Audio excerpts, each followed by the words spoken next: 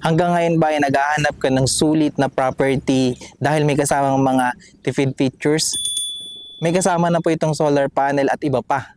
30% ng ating bill monthly, matitipid na po natin. At the same time, napakaganda ng community. Maganda ang location, napaka-accessible. Isang sakay lang, meron na dyan pa Manila. Kumpleto ang amenities, upscale ang community. Napakaganda ng project po na ito. I-check nyo na po ito.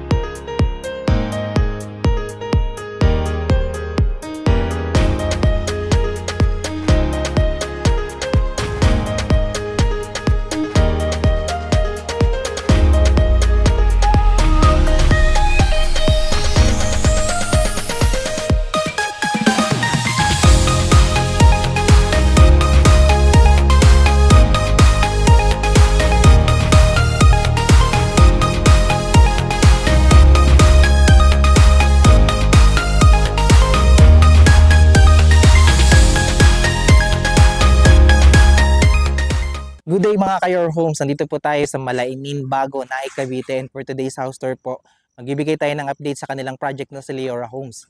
Bibigyan na rin po natin yan ng update ang kanilang mga natapos na at ongoing construction ng ating project po na ito. And i-house tour po natin ang kanilang model unit po na townhouse na nandito po sa likod ko para magkaroon po kayo ng idea sa mga i-expect nyo sa turnover natin, and at the same time po, magkaroon kayo ng idea ng mga pwede nyo gawin sa inyong unit. Pero bago po natin yan i-feature, first, please make sure to subscribe sa aming YouTube channel and i-click nyo na rin po yung notification bell para whenever na mag-upload po kami ng mga panibagong YouTube house tours at update po ng mga projects, maging updated po kayo dito at kayo po yung mga unang makakita. Kami rin po ay nasa Facebook at sa TikTok. So please click like and follow para maging updated po kayo sa aming mga postings. Again, ako po si Carlo Felices together with my team sa likod po ng camera. And welcome po kayo to another Your Homes house tour.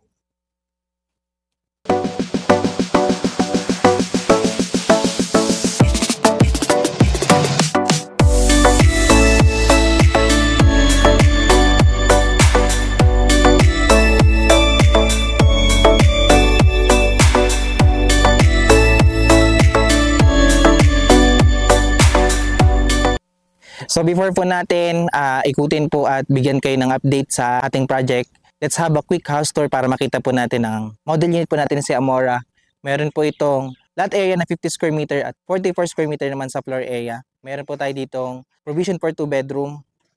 May 1 toilet and bath po tayo. May living area, may dining area, may kitchen area, may service area po tayo. At kung mapapansin nyo po, ayan, meron tayong parking space. So ito po ay semi-complete ang pagkaka-turnover. Medyo minimal na lang po ang ating ipapagawa dito. Tiles at partition sa second floor. Maganda-maganda na po yung ating unit. So ano pang hinihintayin natin? Tignan po natin ang unit. So dito, as you can see, ito po si ating Amora model unit. Kalimutan ko pong banggitin kanina, meron din po tayong mga end unit dito. Sa ating mga inner, meron po tayong 50 square meter sa ating lot area. Sa end unit, meron pong 75 square meter at meron po pong mas malalaki doon. Depende po sa mapipili natin. So dito po, as you can see po, meron tayong parking dito sa harapan. At ito na po yung pagkaka-turnover natin. Kasyang-kasya po dito ang sasakyan po natin. Ang pagkaka-turnover po nito, ito po siya, soil po siya. And pagkagawa na lang po natin yan. Dito po located ang ating septic tank. Bago tayo mag-proceed, this is the design of the house. Napaka-modern na po niyang tignan. Townhouse po siya, pero maaliwalas lang po siya sa mata. Actually, mamaya, pag nakita nyo po na tabi-tabi siya, at makita nyo yung community, maganda po yung ambience niya. So, yan, kung mapansin po natin, kasama po sa ating turnover yung ating mga screen door dyan. So, meron na po tayong initial na protection sa dengue, okay, sa mga lamok. So, yan, kasama po yun sa turnover natin, meron din po yun sa likod. So, ano pang hinintayin natin? Pasukin pa natin ang loob.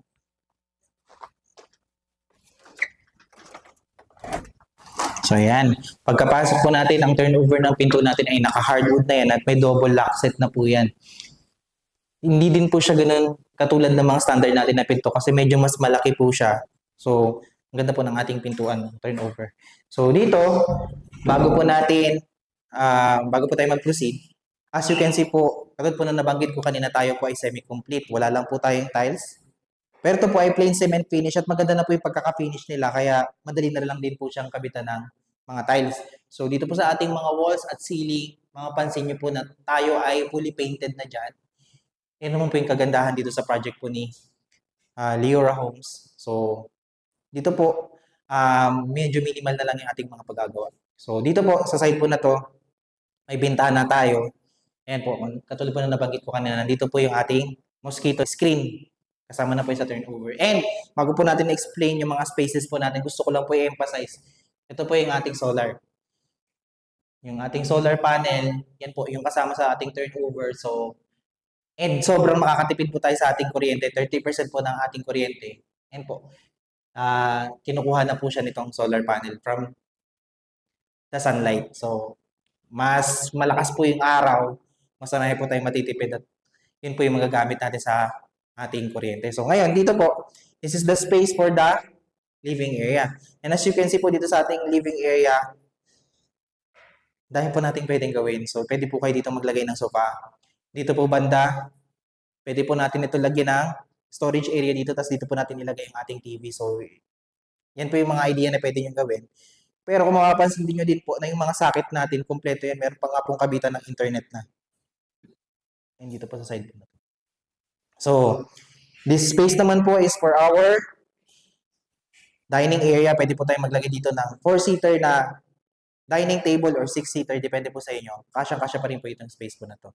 Katabi po ng ating dining area is yung ating toilet and bath. Dito po sa ating toilet and bath, as you can see, complete na po ang pagkaka-turnover. Meron na po tayong tiles, fully painted ang walls. Meron na po tayong kisame, meron po tayong ventilation dito sa gilid. Kumpleto po ang ating fixtures. Meron po tayong shower, meron po tayong soap holder, toilet, and lavatory. And as you can see po, ito po mga pula na yan, gusto ko lang po itong i-explain na yan po yung connected sa ating water tank sa taas. Kapag umuulan po kasi, iniipon niya yung tubig. Tapos pwede natin gamitin yung tubig doon for emergency. Pwedeng pang dilig, pang linis ng sasakyan. So yan, meron po tayong mga linya ng tubig dyan. Ngayon, dito po sa tabi po ng ating toilet and bath, yung access po natin naman ito para po sa ating service area or yung ating kitchen countertop. So dito po, ang ating pinto dito ay metal flush door na rin po yan. May double lock set din po. So matibay po ito at safe na safe para sa ating family. So ngayon, ito po yung ating kitchen countertop. Nilabas po nila ito. In case na gusto niyo po yung patibag, pwede naman po yan. Pero po, dito po sa side po na to, this is your space pag tayo po ay nakakuha ng inner unit. So ang pwede natin gawin dyan, maglagay na lang po tayo ng bubong. And pwedeng-pwede na po yan. So marami pong pwedeng idea na gawin dito. Pwede rin po kayo maglagay dito ng laundry area. So, pasukin po natin ulit yung loob. Meron na nga rin po ditong saksakan ng para sa ating mga kitchen appliances or sa washing machine. Yan. So, ngayon, nakita po natin yung ating space for the ground floor. I-check naman po natin yung turnover natin sa second floor. Dito po, naka-planks na po yan. Kasama na po yung sa turnover at may kasama po yung handrail dito.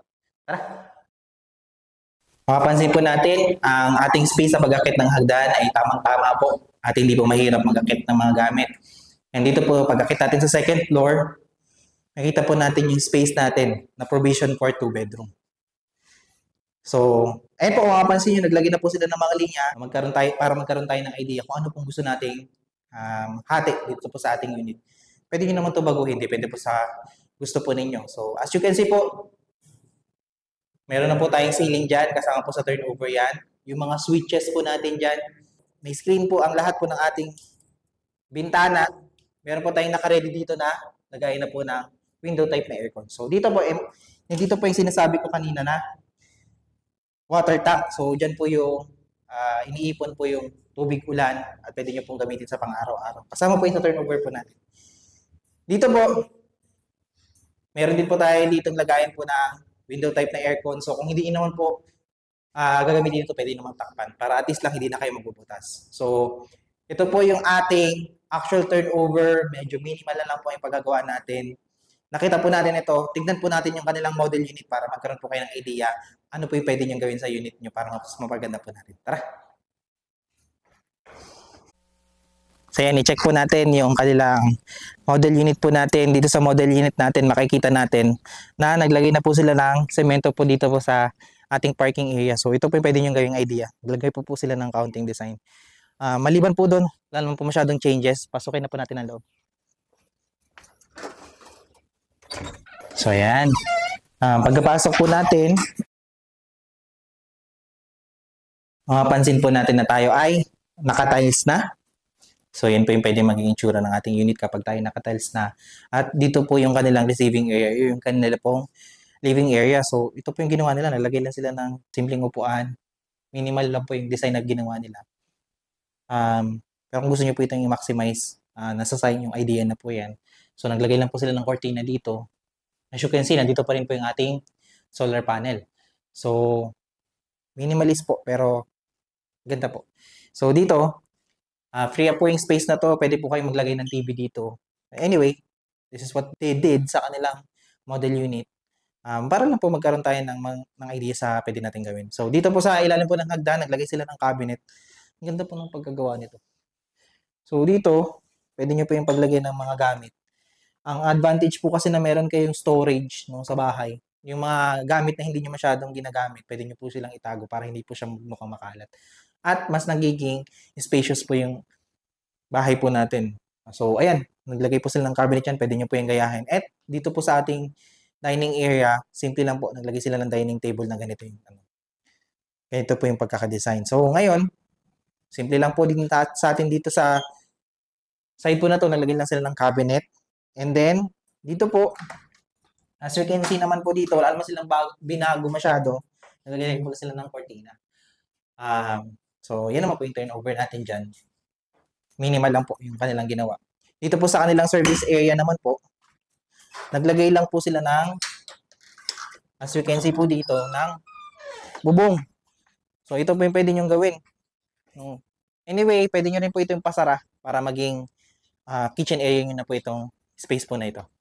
So, this is the space for the ground floor. At ito po yung mga pwede natin gawin dito sa ating unit. Check po natin yung second floor. Tara. So, yan. Dito po, as you can see po, tama-tama po ang laki ng ating hagdan. Pag-akit po natin ng second floor, naglagay na sila ng binil. Yan po yung pwede nyong gayahin. And check po natin yung kanilang first bedroom. Dito po sa kanilang first bedroom, minimal lang po. Naglagay sila ng single bed. And naglagay din po sila dito na yung single bed nila. May pull out na rin po ito. So, kung dalawa po matutulog dito, pwede pa rin po. Naglagay sila ng study table dito. Konting canvas dyan. Minimal po. Ang ganda po ng pagkagawa nila dito. So, ngayon, again, dito pa rin po yung ating mga tangki po yan. Kasama po yung sa turnover. Pero ito po yung ating first bedroom. Minimal pero maganda. So, yan po. Nagamit na po nila yung pang window type po nila na aircon. Ito po naman sa side na to, yung ating master's bedroom. As we can see sa master's bedroom po natin, naglagay sila ng queen size po na kama. Maluwag pa rin po ang ating space. And as you can see po, minimal lang. Pero, yun po yung mga pwede nyong gawin na idea dito po sa ating unit. So, ilagay din sila ng canvas dyan. And then, in case naman po na gusto nyo ipa-extend yung unit nyo, yan, magsasabit lang po tayo ng plano. Pwede naman po natin ipagawa yan para mas ma-maximize po natin yung ating lot area at mas mapalaki po natin yung ating bahay. Dito po sa side po na to, naglagay lang sila ng upuan, pero pwede po tayong maglagay dito ng dressing cabinet. So, ayan po yung mga spaces natin dito. Nakita po natin yung kanilang model unit at yung ano po yung mga pwede nating gawing idea sa ating unit. Pag-usapan po natin ang presyo. Tara. So, magkano nga ba ang presyo ng ating mga unit dito po sa Leora Homes na si Amora Model Unit? Meron po tayong Pag-ibig at bank financing po dito. Pero ngayon po, ito po ang ating computation for Pag-ibig financing. Sa ating typical lot area po na 50 square meter at floor area na 44 square meter, ang ating total contract price po ay nag-i-start sa 2,327,400 pesos. Meron po tayong down payment sa ating mga pre-selling po na unit na 12,283 for 12 months. And at the same time po, meron po tayong loanable amount po kay Pag-ibig for 30 years naman po na 13,525 pesos. At ang ating required income naman po dito ay 38,644 pesos. Sa ating bank naman po, meron po tayong down payment po na 14,716 pesos for 15 months po yan. At ang ating loanable amount sa bank po natin, meron rin po tayong 30 years na 14,646 pesos. Ang ating required income po ay 48,820 pesos. So, ayan po yung mga financing po natin kay bank at kay Pag-ibig po natin. So, in case po na hindi kayo pasok sa required income, pwede naman po ang co-borrower dyan. Sa Pag-ibig po, hindi po sila mahigpit sa co-borrower. And at the same time po sa bank po, yun po, dapat first degree po natin. So, pag-usapan po natin yan sa inyong mga inquiries. So, in case po na meron kayong mga katanungan, you need further information regarding this unit at gusto nyo pong magpa-free tripping sa amin, you can contact us sa number po na makikita nyo sa screen. Nandyan din po yung aming Facebook page at saka TikTok. Kaya kung ikaw ay naghahanap ng property na napakasulit dahil mayroong mga tipid features, may solar panel at marami pang iba, perfect na perfect ang location, napaka-accessible ng lugar, isang sakay mo lang nasa Manila ka na, napakaganda ng mga unit at napakaganda ng amenities. Kompleto po ito. I-check nyo na po ito. Kung di pa po kayo nakasubscribe sa aming YouTube channel, please like, share, and subscribe na rin po para maging updated kayo sa mga bago po namin i-feature na bahay. Again, maraming po salamat sa panonood at magandang araw.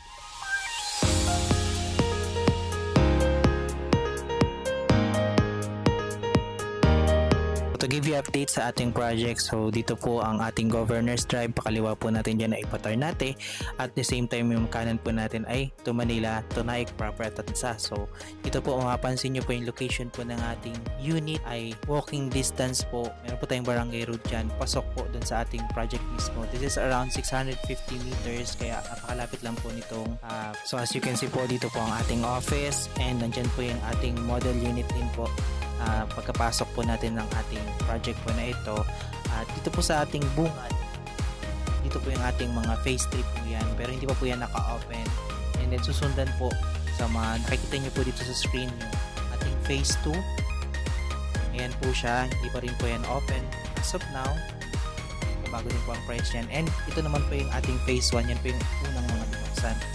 And as you can see po, nandito po ang ating mga amenities, fully constructed na po ito at ready to use. Kaya po sa mga makakalipat na po ng kanilang mga units, mga una pong nakapag-reserve, kompleto po yan. Ito po ang ating phase 1, and as you can see, continuous po yung ating land development dyan, at nakatayo na rin po yung mga bahay dyan. As you can see po, may mga RFP units din po tayo dito sa phase 1 po natin. Marami na po kasing naitayo ditong bahay, at continuous po yung ating construction at development po. And po yung update ng ating project na sa Leora. Subscribe sa aming YouTube channel para maging updated kayo sa mga feature po natin at update po natin ng mga project po na ito na hawak natin. So, magandang araw po.